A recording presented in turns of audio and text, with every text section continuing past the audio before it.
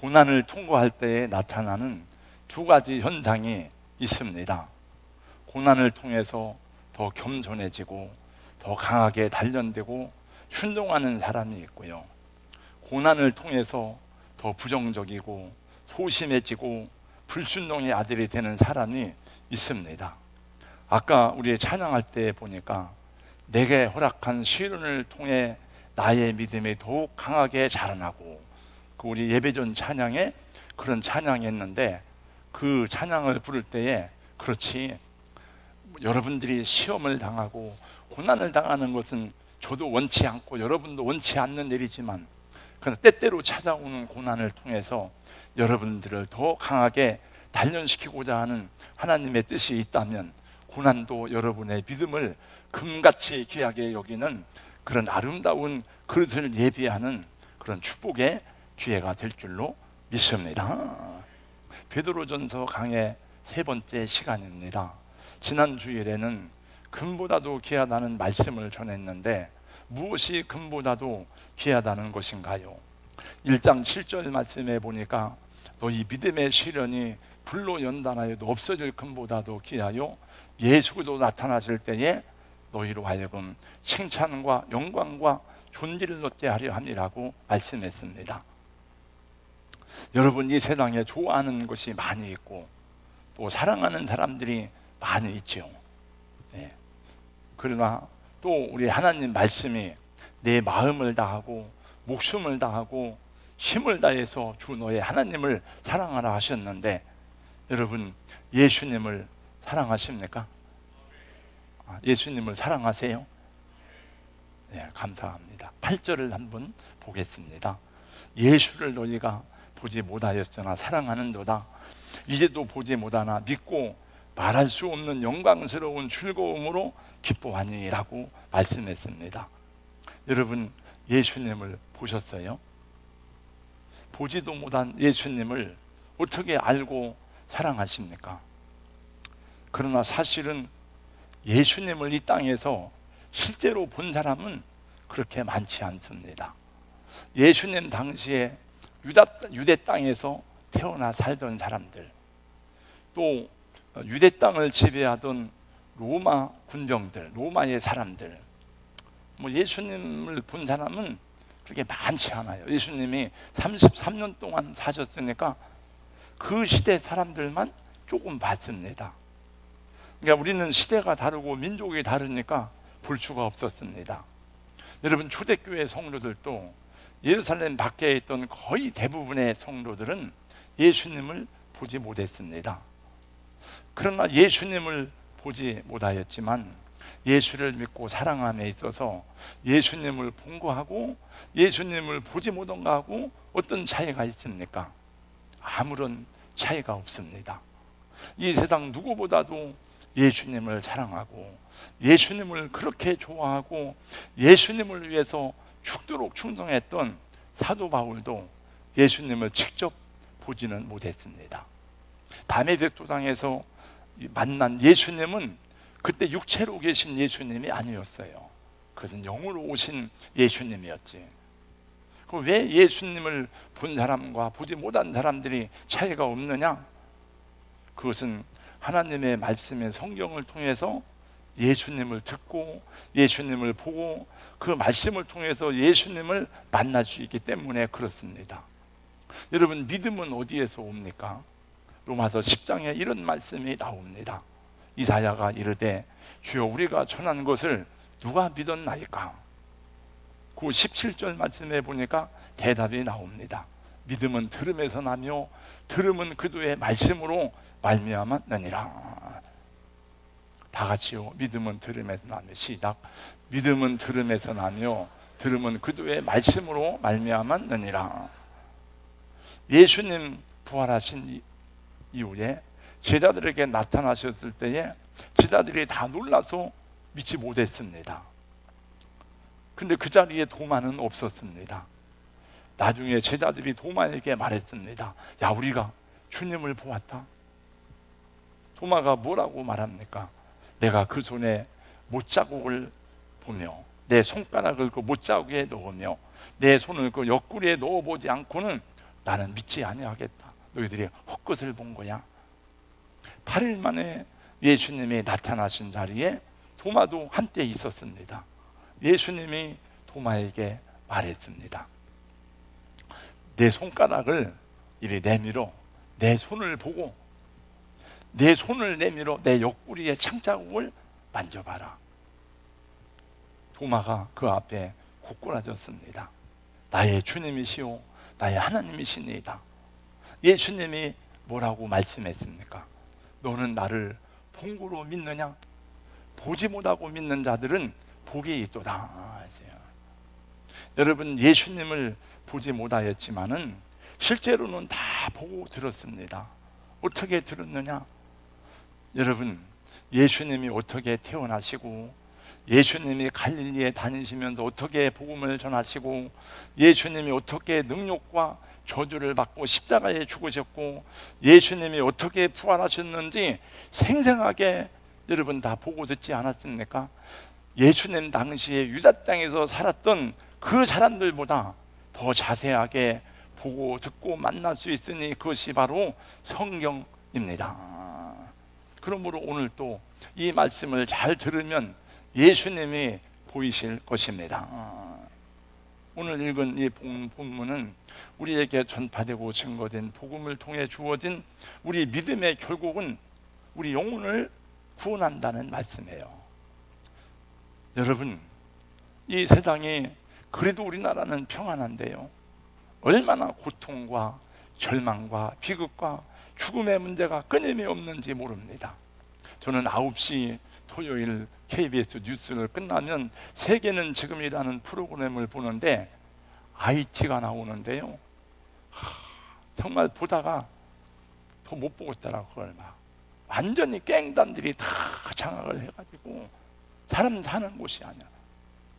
정말 생지옥 같은 그런 모습을 보았습니다마는 어디에나 인간의 절망과 죽음의 문제, 싸움과 갈등의 문제가 끊이지 않는 곳이 어디 있고 끊이지 않는 세대가 어디 있었습니까? 왜 인간은 그렇게 살아야 되는가? 왜 인간 세계는 그런가? 많은 연구를 하고 많은 학설을 선포하고 했지만은 근원적인 문제는 아직도 답을 찾지 못했습니다. 여러분, 모든 근원적인 문제는 하나님을 떠났기 때문이라고 성경이 우리에게 분명하게 대답해주고 있습니다. 성경은 하나님을 떠난 죄중에 빠진 인간의 상태가 얼마나 절망적인가를 증거해주고 있습니다. 여러분, 물고기는 물을 떠나면은 그건 살 수가 없어요. 죄중에 빠진 인간의 상태가 무엇입니까? 죄중에 빠진 인간의 상태는 하나님과 단절되었음을 선언하고 있습니다. 그러므로 육체는 여러분, 육체도 어차피 죽게 됩니다만 육체는 죽으면 흙으로 돌아가지만은 하나님이 인간을 만들 때에 육체와 영혼으로 만들었다고 했는데 그 영혼은 어디로 갑니까? 우리 하나님 말씀하기를 너희는 흙에서 왔으니 흙으로 돌아갈지니라 해서 흙으로 돌아가지만 우리 영혼은 어디로 가느냐 말이에요. 구천을 떠도는 귀신이 됩니까? 성경은 말씀합니다. 마귀와 그 사자들을 위해서 예배된 영원한 불못에 들어가는 것을 예수님이 말씀하셨습니다. 죄로 인해서 하나님과 단절된 인간은 하나님의 영원한 나라에 들어갈 수가 없습니다. 그래서 성경은 우리 인간을 표현하기를 누가복음 1장 말씀해 보니까 어두움과 죽음의 그늘에 앉은 자라고 말씀하고 있습니다. 에베소 2장에서는 본질상 우리는 진노의 자식이라고 표현하고 있습니다. 죄중에 빠진 인간의 결국 본질상 진노의 자녀란 말은 우리가 구원이 없는 지옥에 갈 수밖에 없는 상태를 의미하는 것입니다. 우리도 그런 상태에 빠졌는데 형벌과 심판을 피할 수 없는 운명이었는데 은혜와 긍휼에 풍성하신 하나님이 우리를 살리시려고 이 땅에 예수 그리스도를 보내주셨으니 예수 그리스도가 우리의 길이요 진리요 생명으로 믿고 고백하는 여러분들은 복이 있는 하나님의 사람들이 된 것입니다. 그러므로 그분으로 하여금 우리의 모든 죄를 담당하게 하시고 우리의 형벌을 대속하게 하셨으니 이것이 대속의 진리입니다. 우리 기독교 진리의 핵심은 대속의 진리입니다. 예수 그리스도의 복음은 범죄하고 타락하여 하나님을 떠난 인간들에게 구원의 진리를 전하고 가르쳐서 죄와 사망의 저주로부터 영혼의 구원을 받게 하는데 그 가장 중요한 목적이 있는 것입니다. 여러분, 이 세상의 모든 피조물들은 다 하나님이 말씀으로 지으시고 영혼이 없어요. 여러분, 짐승들은 영혼이 없습니다. 성경 창세기 말씀에 나오잖아요. 인간만이 하나님의 영을 불어넣어서 생명이 된지라 그랬어요. 그러므로 영적인 존재로 지음을 받았기 때문에 우리 영혼의 문제, 내세의 영원한 삶의 문제들에 대해서는 끊임없이 인간들이 고뇌하고 고민하고 절망하고 어떤 길을 가야 되는지 지금도 역사적으로 수많은 사람들이 그 길을 찾고 연구하고 궁구했습니다. 그래서 여러분 철학이 나오고, 그래서 많은 종교가 나오고, 여러 가지 사상들이 연구되었고, 정신적 사도들이 시대를 이끌어 왔습니다. 그러나 이 땅의 철학과 종교, 사상들은 도덕적이고 문화적인 측면에서는 상당한 진보를 이루고 인간 사회의 질서를 유지하는 일에는 긍정적인 부분이 많았음에도 불구하고 인간을 하나님께로 인도하고 영원한 생명으로 인도하는 문제에는 답을 주지 못했습니다.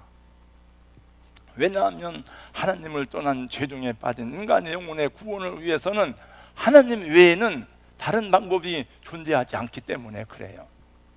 하나님을 떠남으로 범죄하고 타락한 인간이 하나님께 돌아가는 방법 외에 무슨 구원의 길이 있겠습니까? 하나님이 인간을 구원하는 길은 하나님은 당신이 보낸 예언자들을 통해서 그것을 우리에게 계시해 주셨으니 그것이 바로 성경이고, 예언자들을 통해서 계시하신 말씀을 이루기 위해서 이 세상에 친히 육신의 몸을 입고 오셨으니 그분이 바로 예수 그리스도십니다. 오늘 우리가 읽은 본문은 그것을 자세하게 말씀해 주고 있으니, 첫째, 이 복음은 선지자들이 연구하고 부지런히 살펴본 복음이라고 하였습니다. 10절 말씀을 제가 읽겠습니다. 이 구원에 대하여는 너희에게 임할 은혜를 예언하던 선지자들이 연구하고 부지런히 살펴서라고 말씀합니다. 우리에게 증거된 복음은 예수 그리스도의 십자가와 부활입니다. 이 구원의 복음은 구약의 수천 년 전부터 많은 선지자들이 부지런히 살펴보고 우리에게 하나님의 영을 받아서 전해주는 것이라는 것입니다. 하나님은 오래전부터 당신의 종들을 통해서 이 땅에 메시아를 보내실 것이라고 예언하고 전하게 하셨습니다. 성경의 첫 번째 책인 창세기로부터 시작해서 많은 예언자들을 통해서 세상에 메시아가 오실 것을 증거하고 전하게 하였습니다. 하나님은 이사야, 에레미야, 에스겔, 다니엘, 미가, 학개, 스가랴, 말라기, 스바냐 등 시대마다 선지자들을 보내서 그 백성들에게 예언하게 하셨습니다. 예언자들을 통해 계시된 말씀은 두 가지입니다. 심판과 구원입니다. 하나님이 죄악을 심판하신다는 것입니다. 그러므로 어떤 누구도 이 하나님의 심판대를 피해갈 것이 없다는 것입니다. 그리고 구원의 메시지입니다. 심판받을 수밖에 없는 죄인이지만은 진노의 형벌 가운데 있는 죄인들을 내가 구원해내겠다는 것입니다. 내가 너희들을 위해서 구원자를 보내겠다는 것입니다. 그러므로 이스라엘만이 아니라 모든 민족, 모든 나라, 모든 백성의 구원을 위해서 메시아를 보내시겠다는 예언이 구약에 나타난 예언자들의 가장 중요한 메시지였던 것입니다. 이 말씀은 동일하게 저와 여러분 성도들에게 이 종말의 시대를 살아가는 길을 잃어버린 인생들에게도 선포되고 증거되는 말씀입니다. 이제 인류의 소망은 예수 그리스도의 재림과 심판과 영원한 천국의 완전한 실현에 있습니다. 먼저 예수를 믿고 구원받은 성도 여러분, 지금은 우리가 하나님의 종이 되어서 앞서간 예언자들처럼 예수의 재림과 영원한 천국의 실제를 이 땅에 선포하고 가르쳐야 할 때입니다. 이 복음만이 모든 사람, 모든 죄인들에게 진정한 소망이고 영생의 길이라는 것을 확실하고 분명하게 증거하고 전할 수 있기를 예수님의 이름으로 권면하고 축복합니다.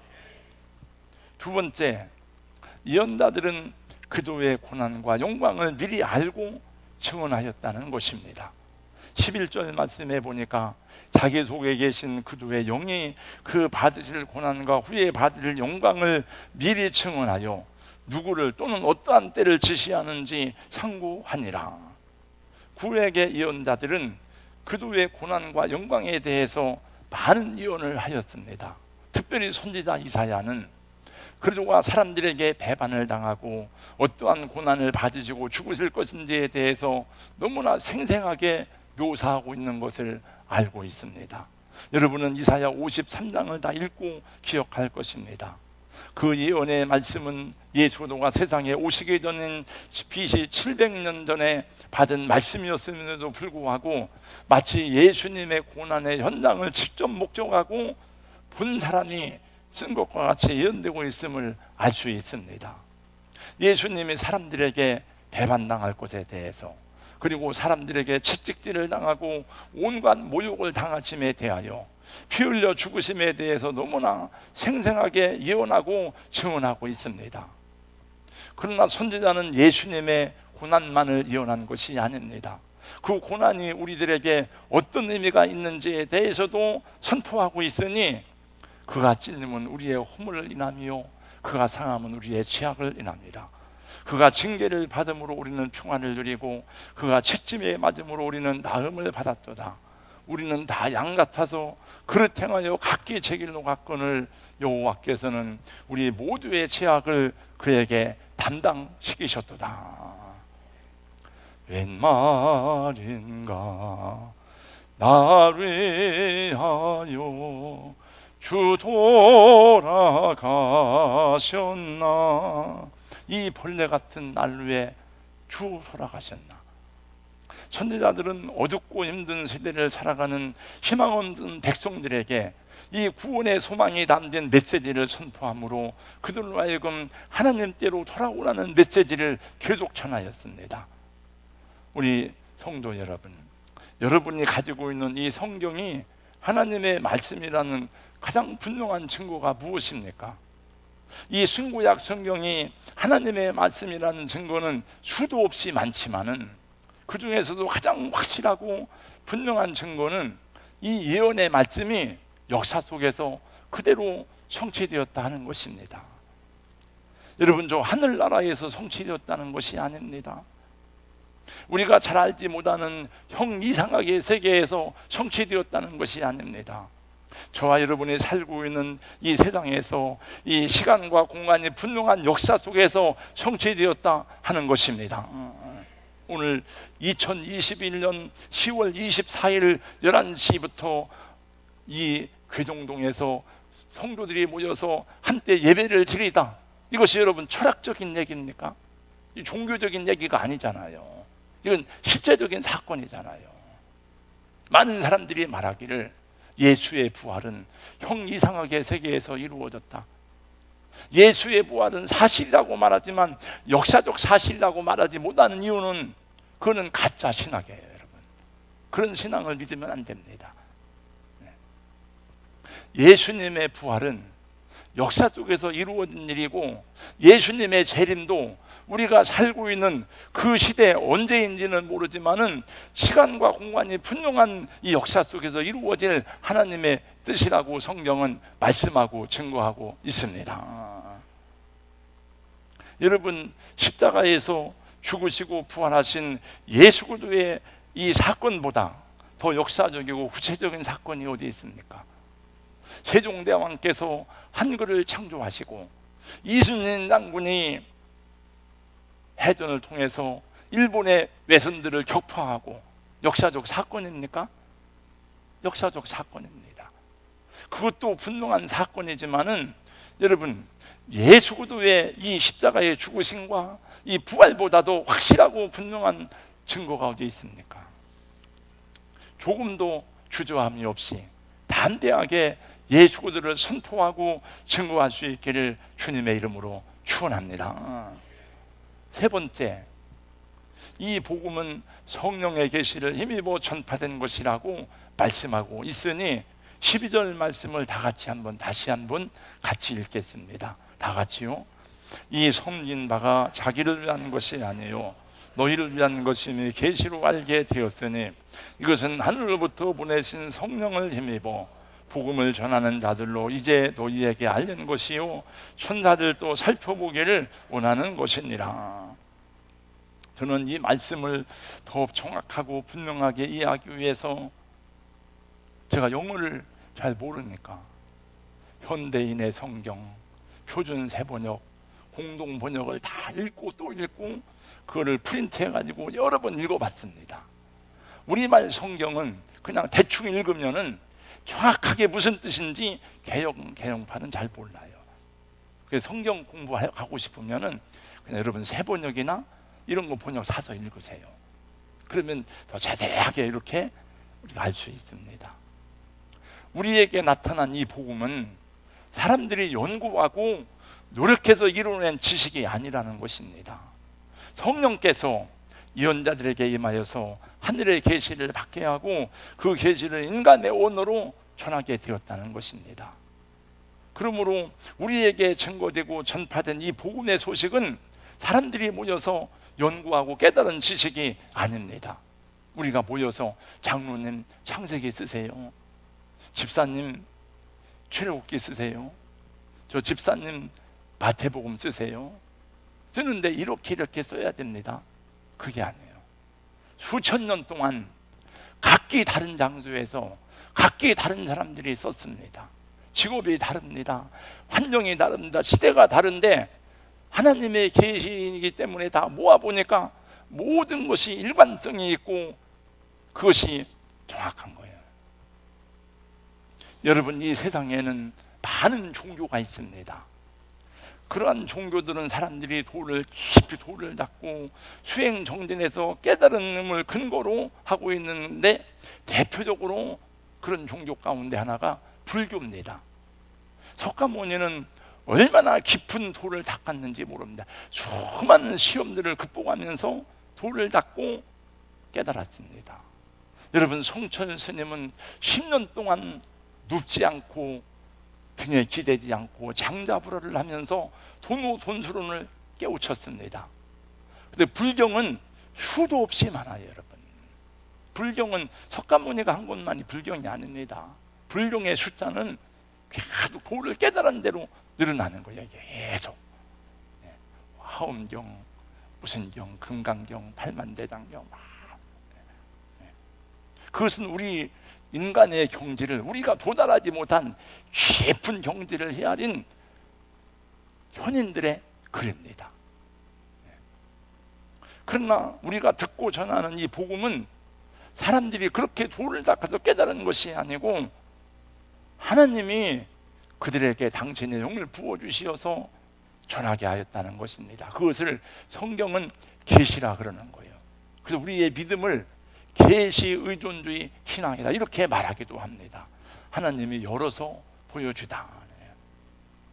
그러므로 하나님의 계시를 받은 사람들이 기록한 성경을 읽을 때에도 성령님의 도우심을 받지 않으면 이것을 믿을 수도 없고 이해할 수도 없으니, 이 하나님의 말씀을 믿는 여러분들은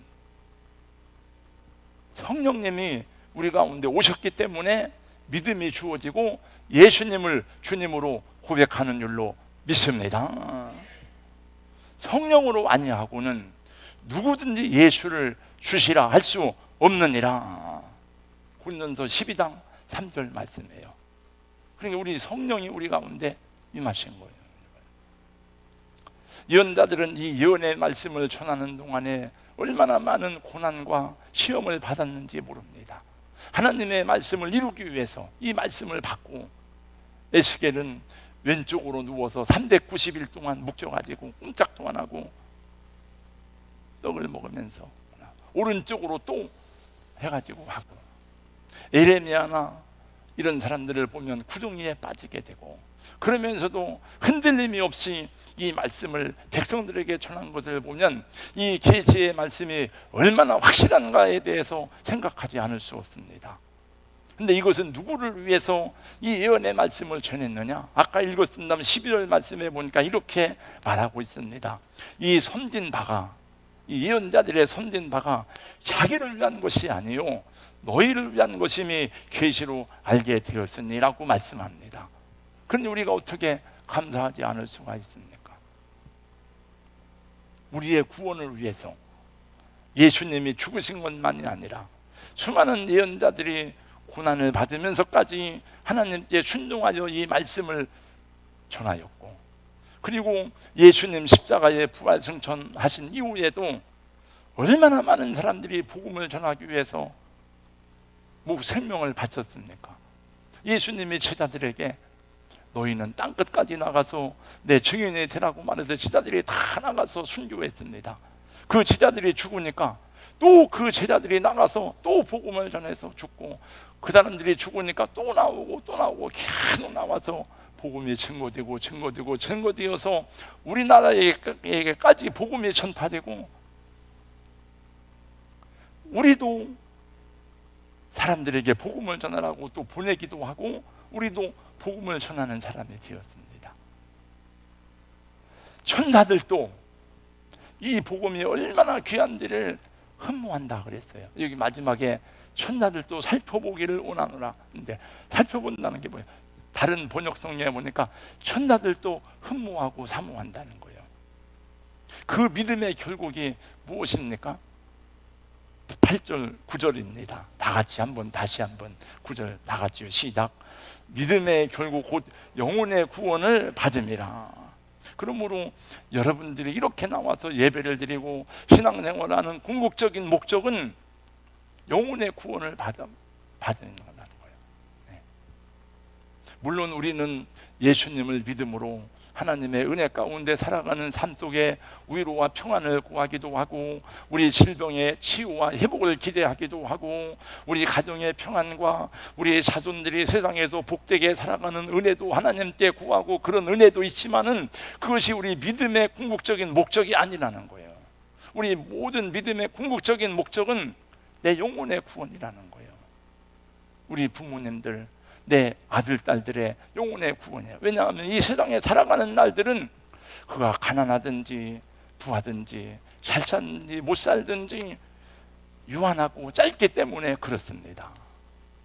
여러분, 이 세상 너머에는 영원한 세계가 있는데 하나님의 나라와 하나님의 나라가 아닌 마귀와 사자들을 위해서 예배된 불못이 있다고 성경이 분명히 말씀하고 있는데 중간지대는 존재하지 않습니다. 여러분.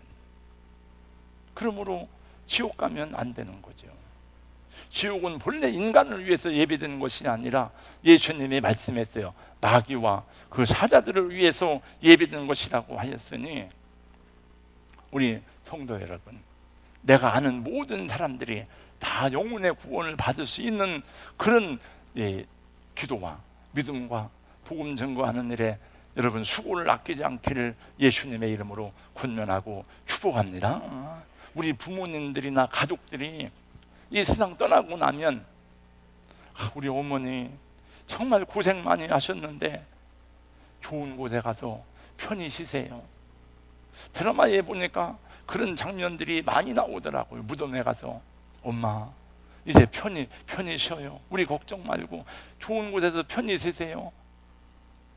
근데 그 좋은 곳이 어디냐 말이에요. 좋은 곳이 너무 막연하잖아요. 알 수가 없잖아. 좋은 데가 어딘지. 그러나 성경에는 분명하게 말씀합니다. 아버지 나라가 있고 하나님 나라가 안식과 평화가 있다는 거예요. 그리고 그 구원받은 영혼의 구원받음이 마지막 예수님 재림하실 때에 우리 다시 육체로 부활하게 되니, 부활한 신령한 몸으로 부활해서 살아가는 그 나라가 새 하늘과 새 땅이고 새 예루살렘인 줄로 믿습니다. 그러므로 우리는 그들에게 복음을 전해줘야 되는 거예요. 주님, 저들의 눈을 열어 보게 하시고 저들의 귀를 열어 들을 수 있도록 도와주세요. 우리 말 잘하는 설득력으로 되는 게 아니니까. 바울 사도도 그렇게 여러분 철학에 섭렵한 사람이지만은 내 말의 전도하니 사람의 지혜로운 말로 하지 아니하고 성령의 능력으로 하였다는 것은 우리가 설득해서 안 되니까 하나님의 성령께서 역사하시기를 소원하고 기도해서 그 사람의 마음을 성령께서 감동하도록 해야 되는 줄로 믿습니다. 여러분, 천사도 사모하는 이 구원의 복음을 생명보다 귀하게 여기시기를 예수님의 이름으로 축원합니다. 마지막으로 마가복음 8장 37절의 말씀입니다. 누구든지 이 음란하고 죄 많은 세대에서 나와 내 말을 부끄러워하면 인자도 아버지의 영광으로 거룩한 천사들과 함께 올 때에 그 사람을 부끄러워하리라. 여러분, 복음 전하는 게 부끄럽잖아요. 지금 옛날에 제가 예수 믿기 전에 저희 누님이 1974년 막 엑스폴로 하고 막 할 때 다 그 사람들은 대학생들이 나와서 띠를 띠고 복음 전하고 서울 시내 막 곳곳에 다 예수 이야기가 막 가득하고, 야, 예수 믿어야 돼, 예수 믿어야 돼 막 그랬는데, 지금은 예수 믿으라고 전하면은 욕먹어요. 너희들이나 똑바로 해. 하도 교회가 이게 막 비판의 대상이 되고, 그러니까 우리가 복음이 부끄러운 거예요. 어디 가서 여러분 내가 목사입니다 말하는 게 부끄러운 거예요. 이게 죄 많고 음란한 세상이기 때문에 그런 거예요. 이게 또 부끄러워하지만 안 된다는 거예요, 여러분. 네. 복음을 부끄러워하지 않는 하나님의 종들이 되기를, 예수님의 시다가 되기를 주님의 이름으로 축복합니다. 기도하겠어요. 하나님 감사합니다.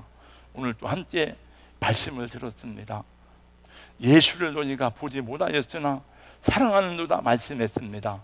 우리 눈으로 육체로 계셨던 예수님을 직접 보지 못했으나 그러나 유대 땅에 살던 사람보다 더 생생하게, 더 자세하게 성경을 통해서 예수님이 어떻게 세상에 태어나셨는지, 예수님이 어떻게 자라나셨는지, 예수님이 어떻게 고난을 받으셨는지, 예수님이 어떻게 부활하셨는지에 대해서 성경을 통해서 계시를 받고 보게 되었으니 우리 마음에 주님을 사랑함이 더 뜨거워지도록 도와 주시옵시고, 우리 영혼의 구원 때문에 영광스러운 즐거움으로 기뻐하는 예수님의 제자들이 되게 하여 주시옵소서. 예수님 이름으로 감사하며 기도하옵나이다. 아멘.